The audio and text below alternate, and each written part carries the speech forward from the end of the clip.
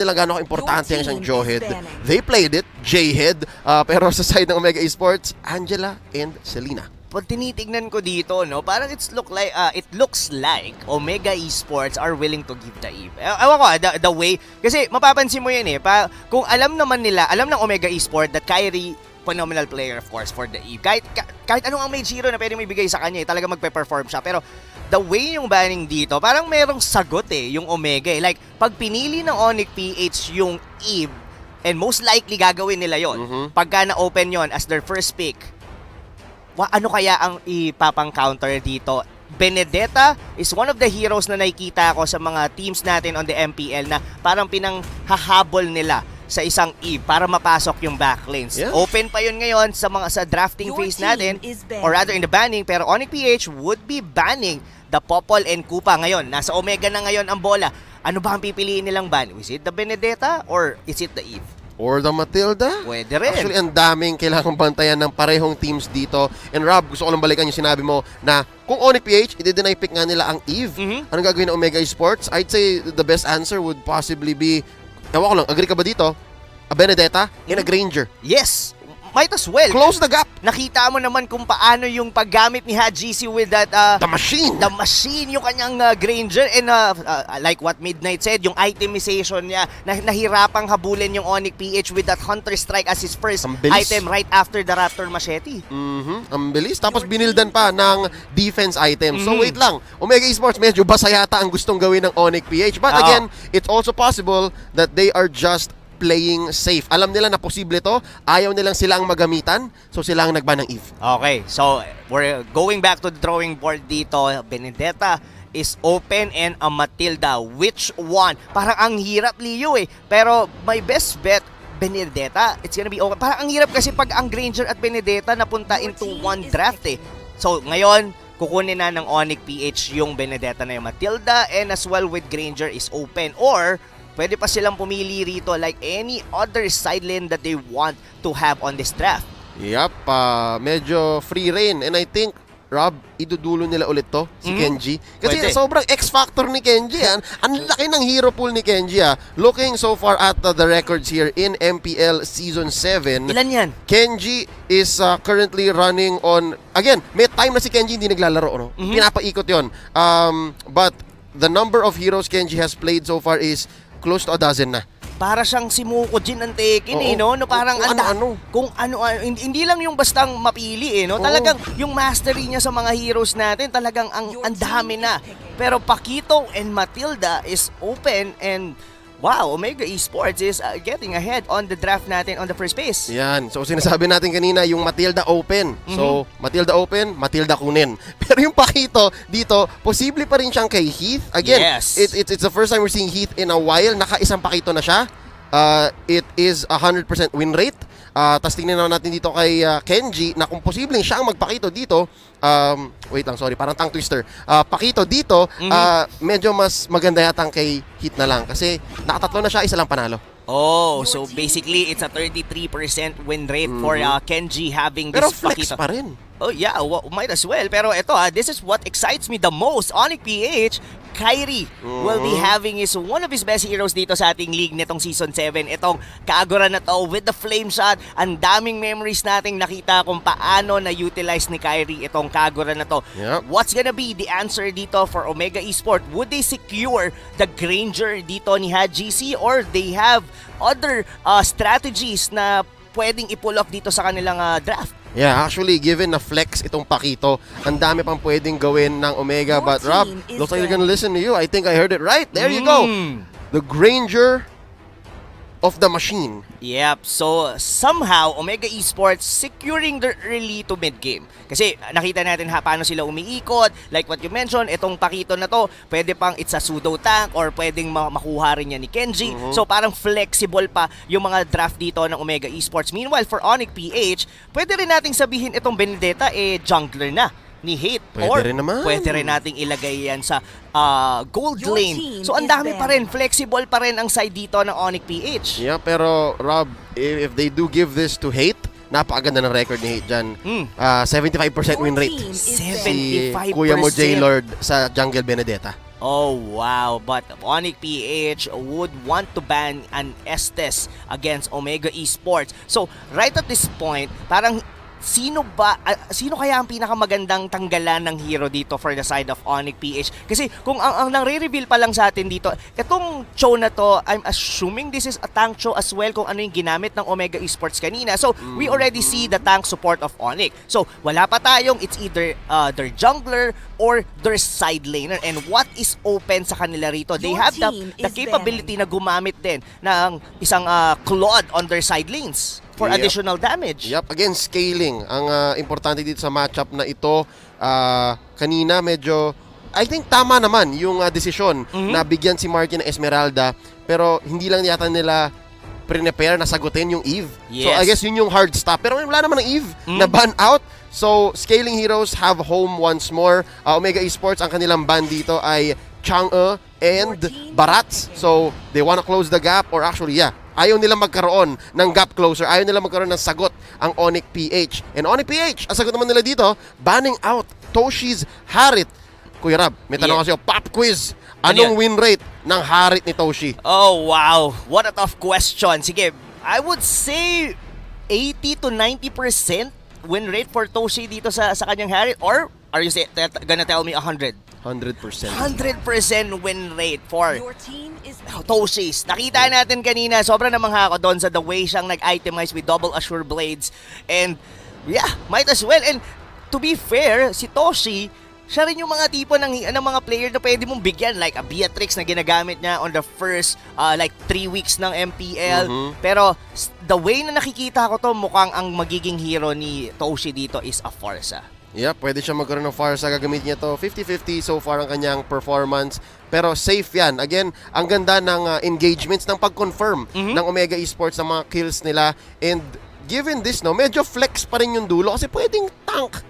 Matilda to eh. Pwedeng post 5 Matilda to. Tapos si Kenji ang gagamit ng Pakito. And given that they banned out the Barats, parang yun yata nga talagang mangyayari. Mukha nga. Para maganda ang laning niya. Mukhang Kenji, Pakito nga yata. Ito, Kuya Leo. So far, kung titignan mo rito in terms of Omega Esports, they somehow lack a little bit of damage in overall team fight dito. So, ito medyo magiging kicker yung final pick ng Omega. And looks like Onic PH, judging yung kanilang mga body language, parang confident sila sa naging draft nila ngayong game number 2. Very confident. Maganda yung coverage nila eh. Kung may babagitin lang ako, parang ang kulang nila is yung pangmalawakan team fight. They're lacking wave clear when it comes down to it. Kapag sila ang na-push in, medyo mamando-mandoin nila yung mga waves. Besides Alice, no? Besides Alice and of course si Kyrie, kung papag maka-farm, all of them have to do it the old-fashioned way. But hold up, tingnan mo to. This is an old school hero Classic, ni Hit. Classic Mr. Fundamental. Classic Matilda. Hindi lang yan pinipik pag merong digi strategy. Nagagamit yan ni Hit on a different level. And I'm really excited, Leo, dito sa Hilda pick ng Omega Esports. Throwback Sunday. Ang plano niya rito, Leo, ito yung kung maaalala ko paano nilalaro to ni Hit, yung talagang nandun na siya nakatambay sa jungle ng kalaban eh. Doon na siya nakatira, men. Naglagay na siya ng kutsyon, may ref. Yeah.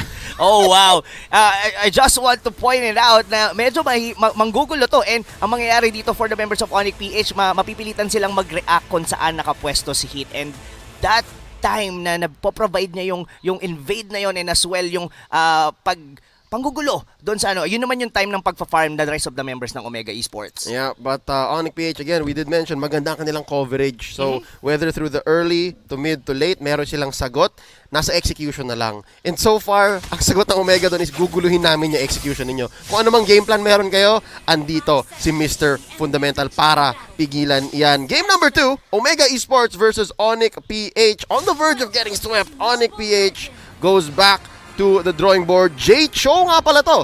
Jay Cho. The tank Cho. Rob, you read it right. And so far, Jay on that show is 1-1, 50-50. So ito ang magandang pang-equalize. Pampaganda ng win rate niya sa MPL Season 7. I like it na nag-clear yung both teams natin. Ito na, Leo, yung binabantayan natin. Si Hit, nandun na kagad sa likod ng mga members ng Onic PH. Papasukin niya. And actually, I'm surprised na hindi niya pa pinasok yung jungle mismo. Parang nag-bodyguard muna siya, nag-enforcer role muna siya. Pero ito na, nagsimula na. I just noticed, Rob, Matilda and Hilda. Mathilda. Kung maganda that combination. So, lumipat na si Hate. Mukhang hindi niya masisecure yung orange. Pero ito na. Hate, mukhang ayaw niyang bigyan ng buff dito si Hate. Nakaisa pa nakuha niya yung small serpent. Oh no! Ito pa kasi yun, Leo, ang daming shield ng Omega with the guiding wind. Tapos yung passive din ng Hilda na pagka may cooldown, magkakaroon siya dun sa pagpasok sa damo. Yes, in out. In out. Tignan mo ngayon yung tatlong members ng Onic PH, hindi nila ma-worry kung paano gagawin nila dito sa Hilda na to. Di mo mapinta kung saan nga ba pupunta, kung anong libre. And tinan mo, sa sidestepping niya lang tong turret. And again, it takes 3 to secure even the purple. Itong orange di pa nga nasimulan habang si Kuya mo Hajizi, the machine, chugging along. Buff, camp. Kaya ngayon nagkaroon ng 500 gold lead ang Omega. Oo, and it's all goes to GC, yung talagang panggugulo rito. And look at that, Hate! Hindi pa mauunang mag-level 4 dito si GC, and that early lead could potentially give them the first turtle dito sa laro na to, Leo. Yep, and bisita namin ng top lane, no? Ito ang lane ng mga Filipino heroes. Oo. Filipino icons. Exactly. And to be fair, lamang dito si Kenji in terms of the laning phase against Lapu-Lapu. Pero since ang ganda ng rotation dito ng mga tank and support ng Omega, mukhang libre ang first turtle nila dito. Ang Benedetta ni Hate ay nahihirapan again. This is what you can expect. Sobrang binisita ni Mr. Fundamental eh. Hanggang ngayon. Ito pa, ngayon pa lang niya yata makukuha yun. That's the second rotation ng cooldown ng kanyang retry. Oo, medyo mapapasama yata ang Omega dito. Heath running out. Courtesy as well with the backup. Guiding Winds, hindi na nga kinailangan.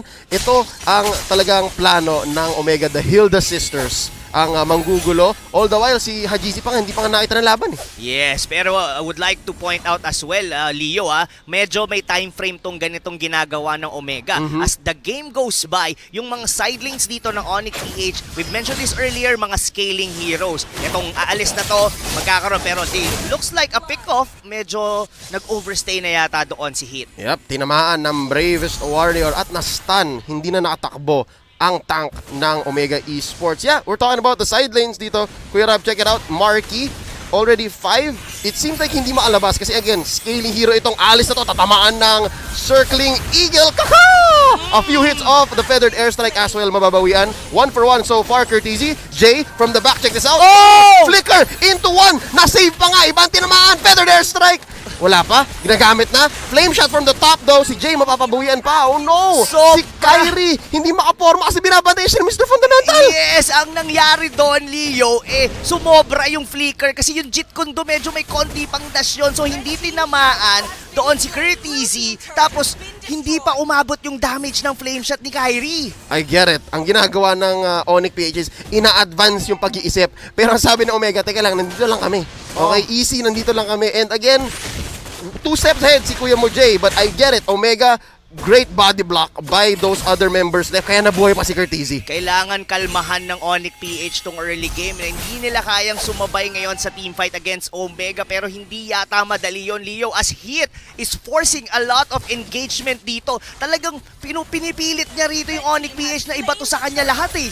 Easier said than done. Kuya Rob, easier said than done. Jay, matcha check dito. Kenji, naghahanap ng isang knockout punch. Wave the Dragon, ang sagot na lang dito ni Jay. Feathered airstrike by Toshi. Confirms the kill. 1 down. Mana-knock out si Cho. And right now, pressuring the side lanes. Ito, ganito na lang gagawin ng Onic eh. Correct me if I'm wrong. Rob, ito ang dapat gawin ng Onic na kung saan si Marky, protektahan nila yun, make space para may bawi sa late game. Oo, kailangan nilang maprotektahan itong alis na to, pero is like what you mentioned, hindi ito madali. All the lanes ng Onic PH dito is unfortunately hindi nakapalag. Lalong-lalo na of course dito yung Benedetta ni Hate dahil ginugulo siya paulit-ulit nitong Hilda pick na to. Even on the top lane, Pakito is winning its lane against Dilar. That's one of the reason na kailangan, kung papansinin mo nga, si Pakito hindi pa sumasama sa teamfight eh. Kaya nga nag-switch na nga sila eh. Umakit na si Marky looking for a place to farm. Again, yan ang kailangan mong gawin, di ba? Pag may binibaby kang gold lane, tas kahit yung lane niya sa baba, yung dapat safe lane, hindi na safe, swap kayo. But even that seems to be not a valid answer. Kasi ngayon, Jay, naghahanap ng target, si Kenji sasalagin ang kanyang sipa ng kamao ni Pacquiao. And right now, iikot na ng ikot ang Omega kasi nga hanggang ngayon hindi makahanap ang Omega ng window. Onic ng window. Exactly. In type of that, kung titignan mo rito, almost 3 or almost 4,000 lead ngayon dito ang Omega.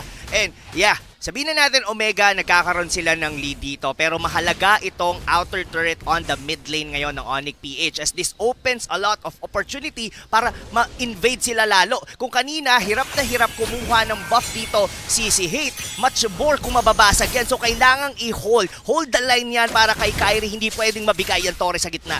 To be fair, I think armed ang lineup ng Onic para pasukin si Toshi, who by the way is sitting at 0-0 and 3. So lahat ng kills ng Omega so far in this very methodical game, parte si Toshi. So, ang key talaga dito is ma-shutdown mo si Toshi, saka kayo kumuha ng magandang team fight ngayon. Yes, pero kasi ang problema nila dito, parang lagi naman late na dumadating na rin si Toshi, hindi na rin nila makuha yun with Jay. And just like that, Kenji is so tanky kahit sipain mo pa si Pakito.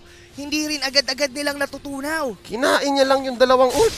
Oh my! Kinain niya lang yung dalawang ult. Bravest Warrior and Way of the Dragon.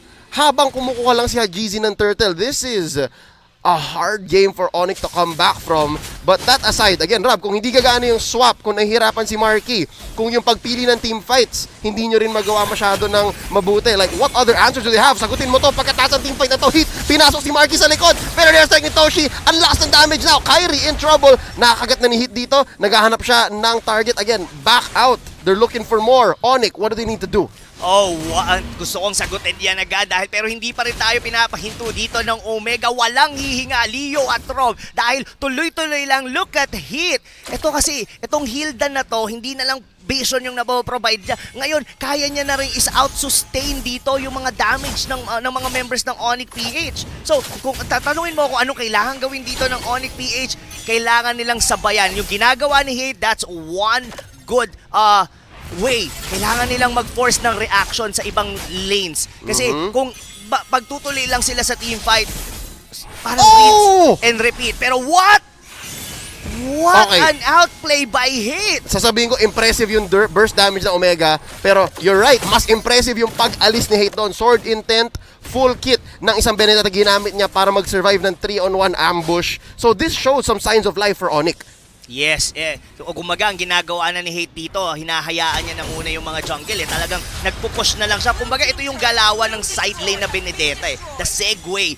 Pero mukhang hindi yata sila bibigyan ng face ng Omega rito, Leo. Dilar using the Bravest Warrior para lang maka-back out. This is not a fight that they wanna take. At nagsimula na nga dito ang choke. Kuya Rob, kinukuhanan na ng orange ni Hajizi si Hate. And you're right, nabanggit mo nga kanina, I don't know if it was just a slip of a tongue, pero right now, ang laro ni Hate, hindi na siya pwedeng jungle Benedetta. Dapat magmukha na siyang side lane Benedetta kasi yun ang kailangan niya gawin. Split push. Wait lang, meron dito suntukan at sipaan. Jay on Kenji, zoning out the Pakito. All the while, Hajizi down bottom, pushing. Was that 2 turrets? Off cam, may nakuwang turret yata sa mid. Yes, nakuha nila yon. And looking at the items dito, Leo, medyo bitin Bitin pa yung damage dito ni Hate. Hindi niya pa nabubuo yung kanyang BOD. And we all know, most of the time, ang nagiging build sa isang Benedetta, medyo semi-tanky. Like a brute force plate, di ba? Para at least makapasok siya. Pero look at the damage coming from Toshi.